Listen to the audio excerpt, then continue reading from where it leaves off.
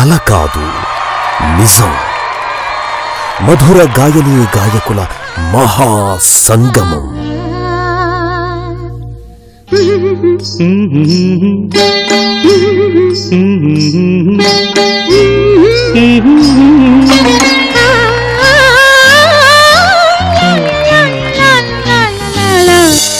ఎనభై ఏళ్ల తెలుగు సినిమా పాటల్ని పల్లకిలో ఊరేగించే అపూర్వ ఘట్టం.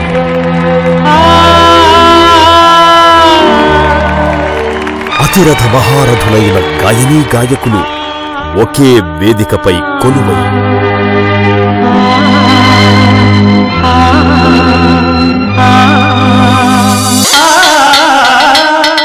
రాగామృత ధారలను కురిపించి, మేనిని మరపించి, మనసుని మురిపించి మైమరపించే సుమధుర స్వరాభిషేకం.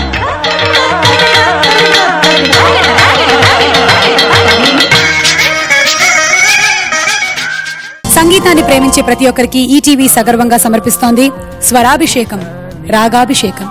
శిశుర్వేత్తి పశుర్వేత్తి వేత్తి గానరసం పణిహి అన్నారు.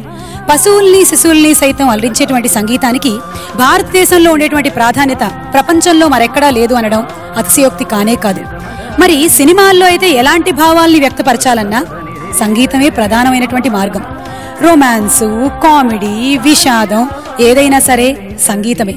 మరి 8 దశాబ్దాల పాటు సినీ సంగీత కళామతలికి ఎన్నో వేల పాటలు, ఎన్నో అద్భుతమైనటువంటి రాగాలు, ఎంతో అద్భుతమైనటువంటి సాహిత్యం, ఎందరో స్వరకర్తలు, ఎందరో గాయనీ గాయకులు, మరి ఎందరో సాహితీవేత్తలు.